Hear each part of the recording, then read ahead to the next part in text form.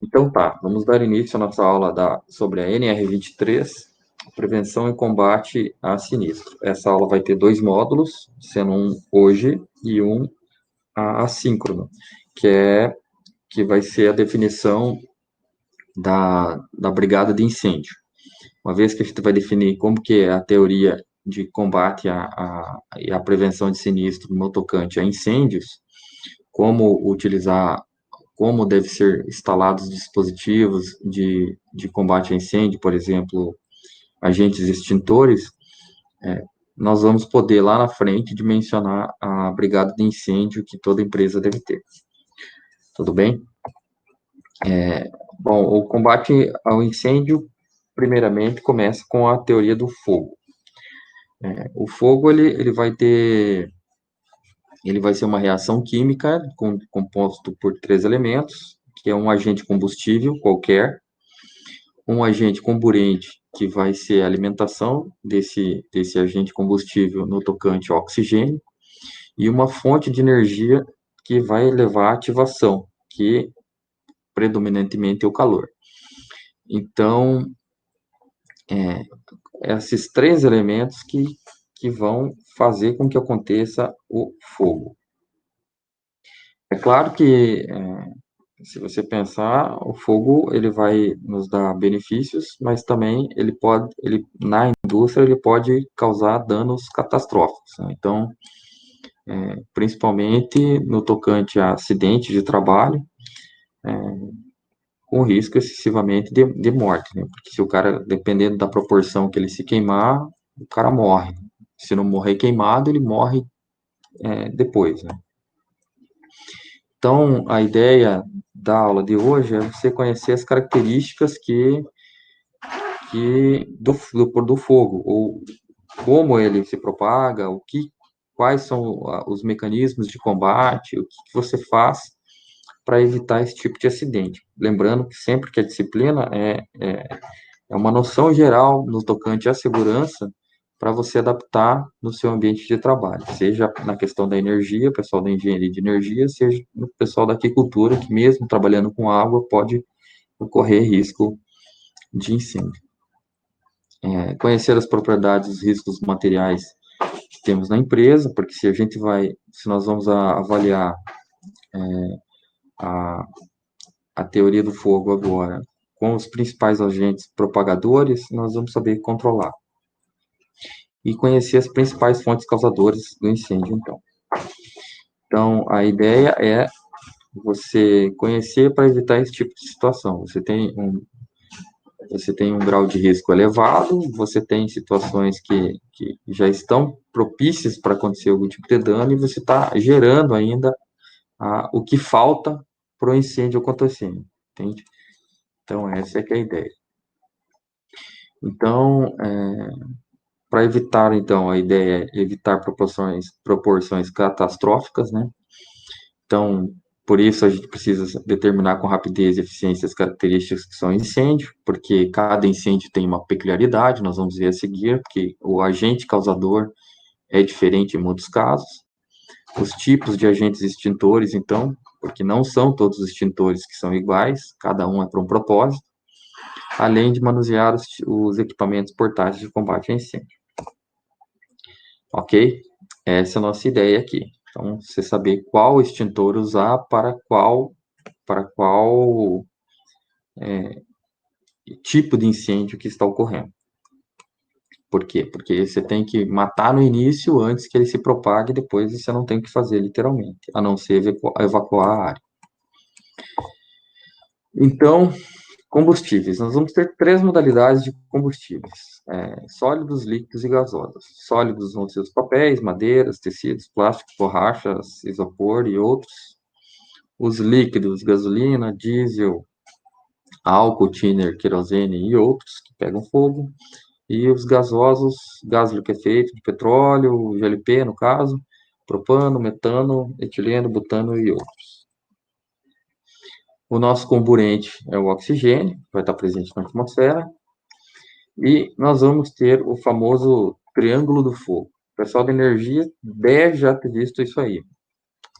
Mas a ideia é que o triângulo do fogo quer dizer que é o seguinte, o fogo só ocorre se ocorrer esses três elementos juntos. Então, para que ocorra então um incêndio ou comece o fogo, você tem que ter um combustível, qualquer que seja ele, sólido, líquido ou gasoso. Você tem que ter um agente comburente que vai dar sustentação a esse fogo, que é o oxigênio, que estando acima de 13% já ocorre, e o calor para que vai ser o start, né? Energia inicial ou fonte de ignição. Se você tirar qualquer um deles, você elimina o fogo. Então, visto a nossa teoria do fogo aqui, nós vamos agora entrar na questão de como que o fogo se propaga. São três formas, predominantemente, que ele vai se propagar, que devem ser observadas no tocante ao ambiente de trabalho. Beleza? Então, a primeira propagação é a condução. Vai ser um método que vai ocorrer a transmissão de calor entre sólidos, vai ocorrer no âmbito molecular, de molécula a molécula, e vai se dar predominantemente pela condutividade térmica do material. Ou seja, você não necessariamente você não precisa ter um contato direto, a fonte que está ocorrendo o aquecimento não precisa ter contato direto com a fonte de ignição ou com o material que vai ser usado para iniciar o incêndio. Então, a figura que mostra bem, você tem um metal, por exemplo, você tem dois materiais isolantes, teoricamente, para evitar a, a ação do agente do combustível, melhor dizendo, do algodão. Você tem a fonte de calor que está numa outra ponta e você tem oxigênio que também está na outra ponta. Então, assim, pelo fato das moléculas, molécula por molécula, aquecer o material ao ponto que ocorrer a ignição do material que pega fogo. Então, esse é um tipo de situação, por condução. O outro método, nós vamos ter que é a transmissão de calor por convecção, vai ocorrer por meios fluidos ou gasosos. Vai funcionar mais ou menos o seguinte, à medida que o vapor é o mesmo processo, mais ou menos, de você jogar álcool numa churrasqueira, esperar uns minutos até que se evapore, e depois você acender um fogo, ou ligar o fogo com fósforo, ou qualquer outro mecanismo, que você vai estar dando a faísca, ou o ponto de ignição, e dar aquela explosãozinha dentro da churrasqueira. A ideia é a mesma, as correntes ascendentes dentro da massa fluida, pela diferença de densidade ocasionada, vai se elevar isso aí e vai acabar pegando fogo. Então, aqui está um exemplo bem clássico. Você pode ter um incêndio no começo, na base do prédio, pelo fato de estar subindo pelo fosso elevador o vapor desse combustível que está queimando, da fonte de combustível, e se você tem uma fonte de oxigênio lá em cima, que no caso ali está a janela aberta, você pode propagar o fogo lá para cima, porque ele vai incendiar lá para cima por conta dos vapores. Essa é a ideia. Um outro método de propagação é pela própria irradiação, ou radiação mesmo, que o calor vai propagando. Você tem uma casa vizinha, que você tem o combustível necessário, você tem o oxigênio necessário, o que você não tem é o calor, fonte de calor. Então, uma vez que você vai aquecendo a estrutura até o ponto de ignição, ela vai incendiar, de qualquer forma. Semelhante ao que ocorreu ali naquele modelo que a gente viu com o metal. Tudo bem? Então, para isso, nós precisamos avaliar que são três tipos de temperaturas que nós temos. O ponto de fulgor, que é a temperatura mínima em que um combustível, ao entrar em contato com uma fonte externa de calor, ele vai se inflamar. A chama, se você tirar a fonte de calor, ela não se mantém. Esse é o nosso ponto de fulgor. A temperatura de combustão, a temperatura mínima necessária para que um combustível desprenda vapores e combinado com o oxigênio e uma fonte externa, ele vai se inflamar. Aí, uma vez ele inflamado, uma vez ele acionado, mesmo que você retire a fonte externa de calor, o fogo não vai se apagar. Já começou, agora ele vai continuar. E a nossa temperatura de ignição, que é o caso ali do exemplo, tanto do exemplo 1 por condução e pelo exemplo 3, que é por irradiação, é o que acontece. Você tem uma temperatura mínima necessária para que um combustível desprenda vapores combinados com o oxigênio, mesmo sem entrar em contato direto com uma fonte de calor. Então, assim, você não precisa estar diretamente ligado com o calor, ele vai se inflamar e o fogo, mesmo que você cortar essa chama, o fogo não vai se apagar. Tudo bem? Então, incêndio. Fatores, então. Ocorre o incêndio por quais fatores? Numa empresa ou num ambiente de trabalho, ou mesmo sendo em casa, perdão. Nós vamos ter o fator humano, que é uma ação deliberada de você tacar fogo de modo que você não tem experiência do que você está fazendo, está mexendo com líquido combustível e vamos acender uma churrasqueira, o cara coloca álcool demais, explode, acaba incendiando qualquer outra coisa, você liga o que não é para ligar e acaba incendiando. Imprudência, negligência, descuido, responsabilidade ou mesmo desconhecimento podem causar um incêndio. Esse é o principal fator. E o fator natural, descargas elétricas naturais, raios, calor gerado pelo sol por radiação solar, combustão espontânea. Às vezes, por exemplo, esse gerado pelo sol e raios solares. Às vezes, o pessoal da arquitetura aí coloca uma vidraça enorme aí e esquece que esquenta, né? Dentro do ambiente. E dependendo do que você tem para dentro, né? Ele pode ocasionar incêndio. E combustão espontânea por determinados tipos de materiais próprios que podem ocorrer se, por exemplo, estiver em contato pelo simples contato com o ar, ele pode se auto-incendiar. Além disso, nós vamos ter os riscos elétricos, que é a questão de curto-circuito, riscos mecânicos, que é o atrito entre superfícies, que pode ocorrer, em vez de você fazer fogo com os gravetinhos lá, com arco e broca, né? Riscos químicos, combinação de substâncias em que ocorre a combustão independente da fonte de externo de calor, só de água, por exemplo. Riscos acidentais que podem ocorrer devido aos fatores próprios humanos. Né?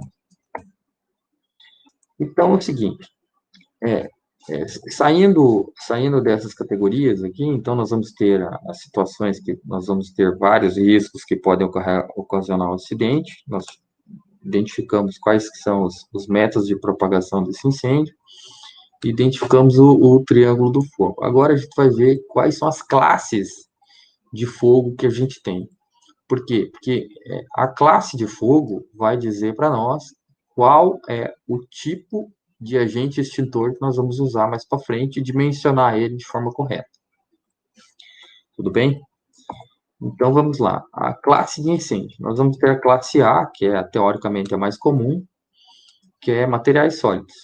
São os materiais que vão queimar na superfície e profundidade. Após queima, vai gerar resíduo. Madeira, papel, tecido, borracha, isopor, plástico e qualquer outro material sólido que queime. Então, esse é o mais comum, classe A. Aí nós vamos ter incêndio classe B. Líquidos combustíveis inflamáveis. Vão queimar na superfície, não vão deixar resíduos, geralmente não deixam resíduos, tá? Gasolina, álcool, thinner, querosene, GLP, butano e afins. Incêndio classe C. Vão ser equipamentos elétricos energizados. Vão ser motores energizados, transformadores, quadro de distribuição, ventiladores, ar-condicionados e outros. Um detalhe importante, até devia estar em destaque aí a cor. Todo equipamento elétrico que não esteja que ele esteja desenergizado, por exemplo, você cortou a fonte de energia dele, elétrica, ele é considerado um classe A, porque ele é um sólido que está pegando fogo. tem, por exemplo, um ar-condicionado que não tiver com a energia ligada, ele é um classe A, porque é o plástico que está queimando, tá bom? Lembra que o acidente aqui da UFPR foi um equipamento energizado. O ar-condicionado, o cara foi trocar a- acho que o disjuntor lá e a placa estava desenergizada. A hora que ele ligou, gerou faísca, a faísca incendiou os fios pegaram no, na laje, que é com isopor, e acabou propagando fogo. Não foi pior, porque aquele teto nosso aqui da sala era corta-chamas, né? Era anti-incêndio. Então, assim, mas gerou muita fuligem, foi possível de controlar o fogo, felizmente. Então, pegou só nas duas salas do bloco 4 nas superiores. Aí nós vamos ter incêndio classe D, que são os elementos pirofóricos, que vão ser os elementos metálicos capazes de entrar em combustão pelo simples contato com o oxigênio, que daí vai ser o magnésio, titânio, zircônio e o sódio. E o incêndio classe K, mas daí vai uma ressalva. O classe K, ele é nominado porque ele está previsto nas normas internacionais, mas na NBR, se você olhar, ele vai até o classe D, porque ele vai considerar o óleo como classe B. Então, assim, tá listado aqui porque tá constando na National Fire Protection Association. Então, classe K, ele classifica óleos, banhas, gorduras utilizadas nas cozinhas. Tudo bem?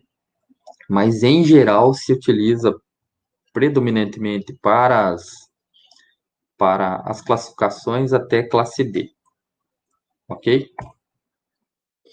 Então, agora nós vamos entrar em técnicas, uma vez que a gente já viu quais são as fontes propagadoras, quais são os tipos de incêndios que nós temos, as classes de incêndio, nós vamos entrar para as técnicas de prevenção e extinção do fogo. Então, métodos de extinção do fogo. Bom, a gente tem, como foi visto, a gente tem o triângulo. Eu vou até voltar lá no triângulo lá. Então, nós vamos ter o nosso triângulo do fogo. O triângulo do fogo, ele, como foi comentado, você tem a fonte de combustível, que é os sólidos, líquidos e gasosos, que podem ser os três tipos. Você tem o comburente, que vai ser o oxigênio, e você tem o calor. A ideia do triângulo é que é o seguinte, o combate do fogo se resume a ele. Por quê? Se você eliminar qualquer um deles, você apaga o fogo. Então, voltamos para lá. Então, o primeiro deles é você retirar, a ideia em caso de ocorrência de qualquer tipo de incêndio ou início de propagação de incêndio, se possível, tá? Não, nunca correr risco para tentar fazer isso, mas se possível, retirar o material combustível. Por quê? Porque sem combustível não vai propagar o fogo. Ele vai queimar aquela unidade que está queimando, por exemplo. Queimar a unidade que está queimando ele é pesado, mas vai queimar, vai terminar de incinerar aquilo que já deu início. Se você tirar todos os demais componentes que possam pegar fogo em volta, vai chegar um ponto que o fogo vai se apagar por si só, sem você ter que tomar qualquer outra atitude drástica. O segundo ponto é resfriamento da temperatura. Então, assim, se você não conseguiu tirar, você não conseguiu retirar o material combustível, o segundo ponto é você tentar resfriar o material combustível, ou o lugar onde está ocorrendo o incêndio, mas predominantemente se resfria o que é para ser queimado. Porque se você não conseguir extinguir, pelo menos você retarda o fogo até que chegue a brigada de incêndio. Lembrando que, assim, essa aula de combate ao incêndio não é para você virar bombeiro, entende? É para você tentar saber como discernir e mitigar os riscos que você tem. Se possível, fazer o primeiro controle de incêndio, ou o foco. Não conseguindo isso, se você conseguir, se conseguir, retardar o fogo até que chegue o pessoal treinado para isso. Então, é, a ideia da segunda técnica é você resfriar o material. Geralmente se usa o resfriamento do material justamente com os agentes extintores. Então, se você conseguir fazer isso, você também corta o fogo ou pelo menos retarda. O terceiro ponto é o isolamento do oxigênio. Se tiver como, você isola o oxigênio. Claro que num ambiente grande de trabalho, não são todas as situações que você vai conseguir fazer isso. Mas se for num ambiente controlado, por exemplo, um espaço pequeno, que o fogo se iniciou num tonel, numa lata, numa churrasqueira, em alguma coisa, você consegue, de certa forma fácil, abafar o fogo e ele, cortando a fonte de oxigênio que ele tem para alimentar ele, ele vai apagar por si só. Essa que é a ideia. Então, o primeiro passo é seguir o triângulo, né? Que é o triângulo para iniciar o fogo, você precisa de um combustível, você precisa ter temperatura para isso e você precisa ter oxigênio para isso. Então, a ideia é você cortar um dos três elementos para você extinguir ou mitigar ou diminuir ou retardar, melhor dizendo, o fogo, ok? Então, agentes extintores. Os agentes extintores, então, vão ser usados para entrar nessa ideia de você extinguir ou, pelo menos, retardar o início do fogo. Início, tá? É início. Depois que pegou e embalou, foge. Essa é a ideia. Então, os agentes extintores, então, para você combater determinadas situações de fogos. Então, nós vamos ver agora que não são todos os extintores que servem para tudo. Nós vamos ter classes de extintores que para combater determinadas situações. A ideia é que você tem extintores portáteis, né, para isso. Vão ser com a ideia de justamente eliminar o princípio do incêndio. Os agentes extintores mais comuns são espuma, água, pó químico e o dióxido de carbono. Nós já vamos ver em detalhes cada um deles. A ideia do agente extintor é atingir o fogo sem que o operador precise se aproximar demasiadamente do fogo. Você consegue fazer lanço de longe. E o princípio dele é fazer uma nuvem protetora para resguardar a pessoa que está manuseando. Então, assim, você está chegando perto do fogo, o extintor você está, de certa forma, longe, que é essa a ideia dele. Você lança, mas ao mesmo tempo ele está te fazendo uma barreira protetora para evitar que você se queime, no caso de tentar coibir o fogo. Então, o primeiro agente extintor, então, é a água, obviamente. A água vai ser o agente extintor mais indicado para o fogo classe A e classe B, lembrando que o classe A é sólidos combustíveis e o classe B é líquidos combustíveis. Lembrando que a água e combustível líquido não se misturam e é proibido utilizar água ou espuma em fogo classe C. Lembrando que o fogo classe C é elementos energizados, ar-condicionado e afins. Por quê? Porque se você usar água num negócio que está energizado, em vez de você resolver, você piora. Aqui no incêndio da UFPR aqui, que ocorreu na sala, por coincidência, que é do lado da minha sala, aqui no bloco 4, o primeiro ato que foi feito aqui, fora tirar as pessoas, evidentemente, daqui do bloco, foi desligar a energia, cortar a energia do prédio. Porque daí você consegue combater o agente, que é o fogo que está se alastrando, com classe A, né? Você tem as mangueiras de incêndio aqui e conseguiu se resolver esse problema, felizmente. Então, a ideia é que os produtos, pelo contato entre eles, produzem uma reação química capaz de acabar com a situação. Agente extintor espuma, então, pode ser utilizado tanto em fogo classe A e fogo classe B. Também é proibido usar classe C, não é indicada para combater fogos em combustíveis gasosos, como GLP, metano, butano, entre outros, e ela está em desuso. mas tem. Ela vai ter, ela vai estar indicando, geralmente no extintor, geralmente não, o extintor tem que ter essas plaquinhas aqui dizendo, indicando qual que é o tipo de fogo que ele combate, e assim por diante. Pó químico seco. Pode ser utilizado tanto em fogo classe B quanto em fogo classe C. Classe C, elementos energizados, classe B, líquidos combustíveis. Ele vai formar uma cortina de pó sobre a superfície, expulsando oxigênio na proximidade do fogo. Lembrando que se a ideia é formar oxigênio, qual que é a ideia do agente extintor da água? É você baixar a temperatura. Baixando a temperatura, você corta a propagação do fogo. A, a, a ideia do pó é justamente essa, você cortar o oxigênio da fonte da proximidade da fonte de calor que está sendo gerado, ou do fogo que está sendo gerado, justamente para ele acabar. Cortando o oxigênio, ele vai apagar por si só.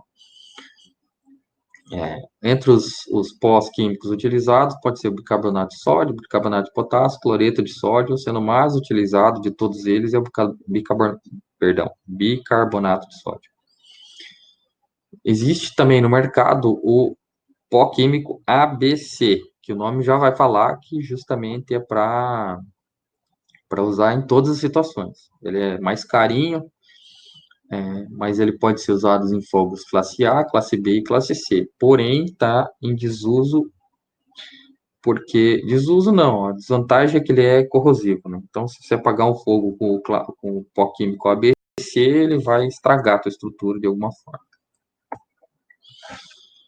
Outro agente extintor é o gás carbônico. Gás carbônico, então, vai ser um gás inértico, ele não vai alimentar as chamas. A ideia é justamente ele entrar no lugar do oxigênio para você evitar propagação, cortando o oxigênio, ele apaga. Ele vai ser indicado para incêndios classe B e classe C. Ok? Então, tá aqui. Então, nós vamos ter a ideia que os extintores, eles contenham as plaquinhas dizendo para que ele serve. É evidente que um leigo não vai saber o que é incêndio classe A, classe B, classe C. Então, a ideia é você ter descrito de forma bem clara para que serve o gás no agente extintor, mas também você colocar a placa dizendo o que é. O agente extintor, a função dele, para que é. Então, ele tem que estar escrito aqui, ó, por exemplo, água. Agente extintor para papel, madeira, tecidos e qualquer outras coisas sólidas, proibidos para líquido, proibido para materiais elétricos. Gás carbônico e assim por diante. Gás carbônico é permitido para B e C, pó químico B e C, pó químico ABC para os três, mas lembra que ele é corrosivo, espuma AB e proibido para C. Então, o que regulamenta as normas de prevenção de incêndio vão ser, além da NR23, vai ser a NBR 12693, que vai estabelecer os sistemas de proteção por extintores de incêndio. Essa NBR, ela vai estipular, por exemplo, uma distância máxima a ser percorrida em metros, que ele poderá ser, por exemplo, pegou fogo na sala de aula, você tem uma distância máxima para você sair lá do cantinho, do fundão lá da tua sala, para chegar até o agente extintor e carregar ele, teoricamente, de volta até para onde está o incêndio.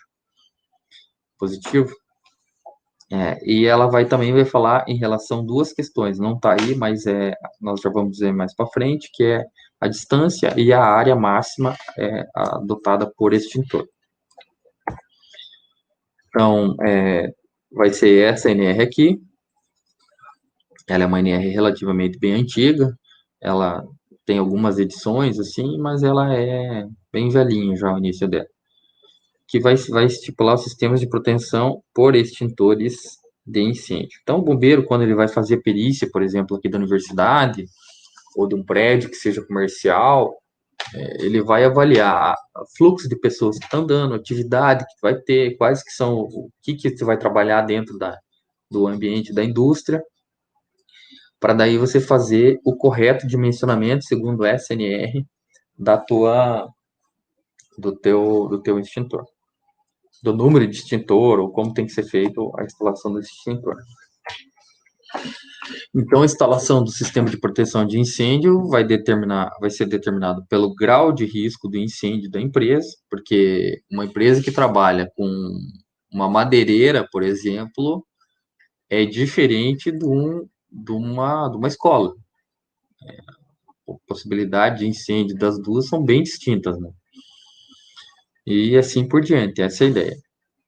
Determinada quantidade de equipamentos, então a ANR vai falar quantos equipamentos você deve ter, conforme o risco dessa empresa, a distribuição dos equipamentos pela área da empresa, ou seja, ele vai respeitar duas regras básicas: área que você tem de atuação e distância máxima a ser percorrida para pegar o equipamento.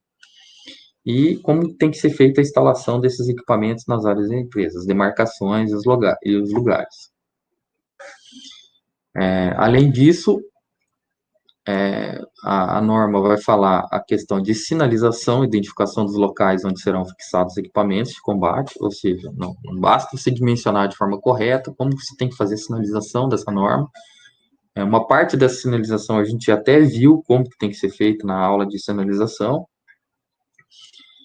Montagem da brigada de incêndio, que nós vamos trabalhar na próxima aula, que vai ser assíncrona, perdão. A elaboração de um plano de abandono para a área, que você precisa ter, que é o que eu disse que aqui na universidade não tinha nenhum, o pessoal não estava nem aí para isso, e acabou agora uma boa parcela fazendo esse plano, fazendo parte da brigada de incêndio para entender como é que funciona o plano de abandono. A questão da sistema de iluminação de emergência e sistema de alarme de emergência também são abordados na norma. Então, o primeiro passo que estabelece a norma é a determinação do grau de risco de incêndio. Então, o grau de risco ele vai ser levado em consideração a seguinte informação: nós vamos ter grau de risco classe A. Essas classes A, B, C não fazem vínculo com o tipo de fogo. A, B, C, D lá, tá? O grau de risco ele leva em consideração essa classe de ocupação, que a gente vai ver numa outra tabela, porque depende do tipo de ocupação que você tem. Por exemplo, sala de aula, o que você tem lá que possa pegar fogo? Que ela vai levar em consideração essa carga de incêndio aí, que é a carga de incêndio vai ser a soma de todas as calorias liberadas pela combustão de tudo que tem presente no ambiente de trabalho. Por exemplo, numa sala de aula, o que poderia pegar fogo? Bom, as cortinas, as, as carteiras e o que mais lá dentro que pega fogo? Mas, teoricamente, nada. Talvez o quadro. Mas você não tem uma fonte fácil de propagar. Mas já numa madeireira, por exemplo, a fonte de propagação é altíssima, porque se pegou fogo numa madeira, a chance de propagar para todo o resto é absurda, né? Então, essa carga aqui vai levar em consideração tudo isso. Inclusive na questão de revestimentos, divisórias, pisos e tetos. Nós vamos ter uma outra tabela auxiliar a essa, que vai levar em consideração o tipo de ocupação, então, para te classificar nessa categoria aí, classe A, B e C, lembrando novamente que essas classes A, B e C do risco de incêndio não tem nada a ver com o tipo de incêndio que está causado, que é o A, B, C, D, ok? Então, essa classe de ocupação ela vai ser categorizada em 1, 2, 3, até a 13ª, e uma vez que você categorizou, ele vai seguir, sempre as normas elas vão seguir esse princípio aí. Você tem lembra lá na ocupação lá do SESMIT, você tem uma classificação da empresa, a classificação te dá um ranking pelo número de funcionários, e você tem o tanto que a norma fala que você tem que ter do SESMIT. O incêndio segue a mesma pegada, e a brigada de incêndio, vocês vão ver na próxima aula, também segue a mesma pegada. Então, assim, uma vez que você classificou a tua empresa em função do risco de incêndio, que é o caso, você vai ter uma outra tabela auxiliar que vai te falar que, ó, você precisa ter tantos extintores por metro quadrado. Essa é a ideia principal dessa norma. Então, a classe de ocupação na NR, ela vai estar em função do tipo de coisa que você tem no seu ambiente. Não importa se você trabalha, se você tem a Universidade Federal do Paraná, a UESPAR, o Colégio Santo Agostinho, ou qualquer colégio aqui, você tem que ver o que você tem dentro desses ambientes de trabalho, predominantemente, porque uma coisa é você trabalhar na sala de aula, ou no prédio que você tem sala de aula. Outra coisa é você trabalhar num prédio que é o prédio da Química. Então, são por ambientes de trabalho, pelos espaços, que você tem uma área que você tem ocupado por espaço, e você executa determinados tipos de atividades que podem ter risco de ocupação no tocante a incêndio diferentes. Então, na questão de incêndio, você importa não só a área, mas o tipo de atividade e o que você tem lá dentro para classificar o risco. Então, escola vai ter a classe de risco 1, que é risco baixíssimo de incêndio, se for internato, tem grau de risco 2. Mas daí você tem das notas lá de dependência, se você tem almoxarifado sem depósito de materiais, almoxarifado com depósito de materiais, são categorias diferentes. E daí, esse depósito de materiais, está ali, ó, cláusula 300 e pouco, depende do tipo de material que você está estocando. Porque você pode ter, por exemplo, lá no bloco da química, um depósito que está todos os químicos lá, todos os agentes químicos. Então, com certeza, a norma vai levar em consideração esses agentes químicos para você dizer qual o risco que tem aquele ambiente, não só, não importa se as demais estruturas estejam perto. Se está no mesmo bloco, tem que levar em consideração o pior. Tá bom? Então, essa é que é a ideia.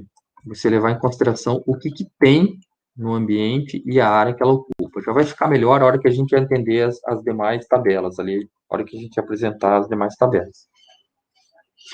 Então, a determinação da quantidade de agentes extintores vai seguir a mesma norma. Os extintores de incêndio são classificados de acordo com a massa total do extintor, ou seja, a capacidade que ele tem de extinguir o fogo conforme a norma. Então, ele segue uma litragem, vamos pensar assim, padronizadas.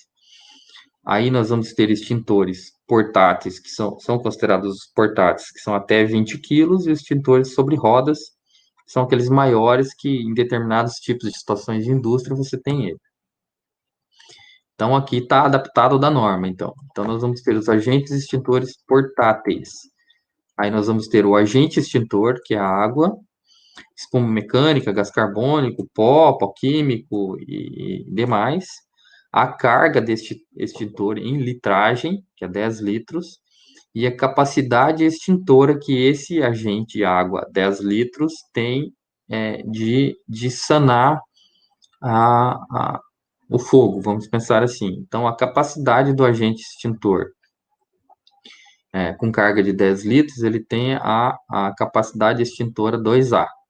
A espuma mecânica, ela tem 2A, mas também pode ter até 10B. E o gás carbônico, 2B e 2B. Vocês já vão entender melhor como é que funciona isso aí. E assim por diante. Você pode olhar, assim, os extintores portáteis vão seguir uma regra, e a regra vai te falar o quanto que essa carga de extintor de 1 kg, 2 kg, 3 kg, 5 kg, 8 kg, 12 kg, ele tem a capacidade de sanar o fogo. Entende? Perdão. Então, a determinação da quantidade de extintor vai levar em consideração duas características básicas. Perdão. que é a determinação da área máxima a ser protegida pelo extintor, ou seja, você tem um teto de área que esse extintor atende. Vamos supor, mesmo que o risco seja baixo, se você tem uma área relativamente grande, que passe esse teto em metros quadrados, você tem que colocar mais um extintor, porque daí a área não atende aquele extintor. E você também tem outra situação, que você tem a distância máxima a ser percorrida pelo operador até o local onde se encontra. O que é essa distância máxima? É você sair do seu local de trabalho, percorrer uma distância até chegar ao extintor. Em linha reta? Não. Você tem que considerar. Vamos voltar ao exemplo lá da sala de aula. A galera do fundão lá no canto inferior direito, lá no fundo direito. Então você tem que considerar a distância. O cara saindo, desviando das carteiras, mesmo se ele fazer um L, ou se ele fazer um. Eu acho que eu vou abrir um PowerPoint aqui. Deixa eu pensar como é que eu vou mostrar isso aqui. Você tem que pensar que ele tem que sair lá do canto do fundo da sala, desviar todas as carteiras, chegar na sala, entrar no corredor e chegar no extintor, no agente extintor. Então, essa distância, ele desviando de tudo que tem na frente, ou andando pelo caminho que tradicionalmente todo mundo ia caminhar, até chegar lá, é a distância máxima a ser percorrida. Ou vamos pensar lá na secretaria acadêmica lá. Então, o cara tem que sair lá do canto da mesinha dele, desviar tudo, passar pela porta, andar pelo corredor até chegar no agente extintor, para contabilizar essa distância. Mesmo que ele faça em zigue-zague contra o zigue-zague, no tocante à distância. Então, a determinação da capacidade extintora mínima. Então, nós vamos ter o seguinte, ó, extintores, incêndios, ou classe de risco baixo para incêndio, você tem que ter a capacidade mínima extintora de 2A, e você tem que ter uma distância máxima a ser percorrida pelo cara de 25 metros. Ou seja, vamos pensar na universidade, que ali a gente viu que é classe baixa lá. Vamos voltar lá em cima lá. Aqui, ó, escolas. Se for externato, que não é internato, a classe de ocupação é 1. Então, se catar a classe de ocupação aqui, ó, pela tabela pela NR, minha classe de ocupação é 1, minha classe de risco é A, o risco pequeno. Vamos voltar lá no extintor. Então, classe de risco baixo, eu tenho uma capacidade de extintor 2A, eu preciso ter a capacidade mínima de um extintor 2A, e a distância máxima a ser percorrida lá do canto do Zezinho, que está lá no canto da sala lá, para sair lá no canto, desviar todas as carteiras, sair pela porta, entrar pelo corredor e chegar no extintor, o máximo que ele pode percorrer é 25 metros. No máximo. Se não percorrer, não importa a direção, tá? Não importa se é para direita, para esquerda, para cima ou para baixo. Se ele está no bloco, ele está no segundo pavimento, precisa o extintor está no primeiro pavimento, essa distância, não importa se é para cima ou para baixo, é 25 metros, é a máxima. Se não passou de 25 metros, você vai ter que colocar um outro agente, mesmo que um só pela área resolva o problema. Aí vocês vão ver, se aqui está aqui, se for risco alto, seria 4A, 15 metros. Daí tá a nota ali, ó. Se você tiver 2 extintores classe A, você resolve o problema do risco alto se respeitar essas distâncias de 15 metros.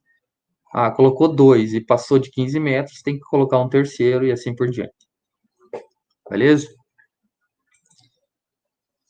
Então, a norma antiga, ela fazia também algumas menções em relação à metragem máxima que você tinha se tinha de proteção. O que acontece? A metragem máxima a ser percorrida, metragem máxima a ser percorrida, que era a norma falava, ela ia falar assim, ó, risco pequeno, você tem a área máxima a ser pretendida a ser para a ocupação da área, a área máxima ser protegida pela área era de 800 metros quadrados. Se fosse risco médio, 800 metros quadrados. Se fosse risco grande, 800 metros quadrados. E se fosse pela capacidade extintora 1A, era 270 metros para cada 1A, no caso. Tá? Mas isso era o que a norma antiga falava. Hoje a norma, ela predominantemente fala em termos de distância a serem percorridas. Aí a capacidade extintora para distância percorrida por extintor fogo classe B. Aí nós vamos ter lá, fogo classe B, você tem que ter capacidade extintora risco baixo 20B e distância máxima ser percorrida 15. Risco médio e assim por diante. Então, assim, por isso que importa, lembra que eu falei, importa o tipo de fogo, o tipo de agente que você tá trabalhando. Por exemplo, lá na mini usina, a classificação do risco lá no tocante a incêndio vai ser bem distinta, por exemplo, de uma sala de aula, porque lá vai trabalhando com inflamáveis, líquidos inflamáveis. Então, a distância percorrida tem que ser 15 metros e a capacidade extintora tem que ser no mínimo 20 B. Então, o agente extintor tem que corresponder a esse tipo de categoria, mesmo para um risco baixo, por exemplo. Ok? Então, para a determinação da capacidade extintora, a distância a ser percorrida por extintor classe C. Então, não utilizamos agentes extintores para condutores de eletricidade. Lembrando que se você tem se você tem um equipamento que está desenergizado, você considera o equipamento como fogo classe A, então na teoria você tem como dimensionar os equipamentos. Por exemplo, vou dar um exemplo aqui, para ficar bem claro. Fogo classe C vai ser o elétrico, equipamentos energizados. Então, assim, geralmente não se usa agentes extintores para equipamentos elétricos no ambiente de trabalho. Por quê? Porque lá no laudo do bombeiro, ou quando você for encaminhar a tua proposta de projeto, o engenheiro civil, ou seja, quem for fazer o projeto de combate a incêndio, ele vai ter que falar o seguinte: eu consigo desligar a energia do prédio, mesmo no caso de incêndio. Então, assim, se você desligou a energia, vamos pensar aqui na universidade, foi incêndio da parte elétrica, mas foi desligada a energia, então o combate é com classe A. Então, lá no dimensionamento, eu só vou colocar extintor classe A porque eu consigo desligar a energia. E assim por diante.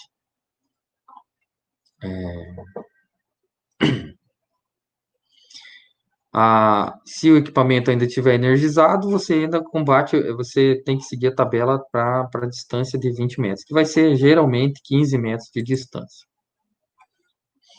Aí no tocante à distribuição de extintores. Vai ser conforme a classe, né, do fogo. O extintor, então, os extintores portáteis devem ser fixados nas paredes, colunas, com suportes que tenham capacidade de resistir no mínimo 3 vezes o peso total do extintor. Ok, isso é básico. A alça de manuseio do extintor de incêndio, quando estiver fixado nas paredes e colunas, não pode ultrapassar a altura máxima de 1,60, a contar do piso acabado, ou seja, a altura máxima desse extintor é de 1,60 m.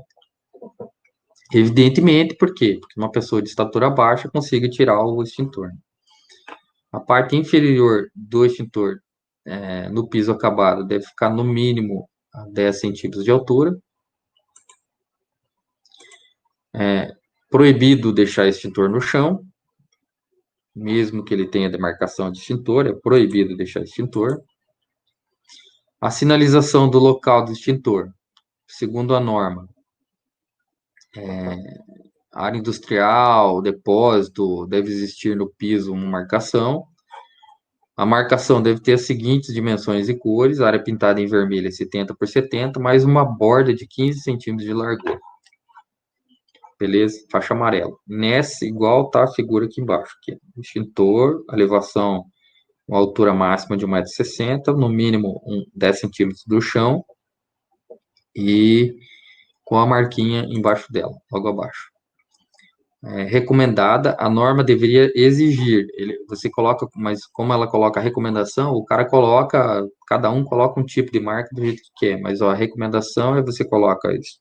Tem que colocar qual que é o agente, indicado pelas classes de fogo, e escrever em vermelho o que não é indicado. Você tem que, não só no cilindro. Por quê? Porque se você colocar uma placa bem visível que o cara consiga identificar para que ele pode apagar aquele fogo, evita, no meu caso, eu que sou cegueta, ler as entrelinhas da plaquinha do extintor na hora do fogo. Você não vai ter tempo para isso. Então, a ideia é você deixar indicado com placa bem visível para que serve aquele extintor e para que ele não serve.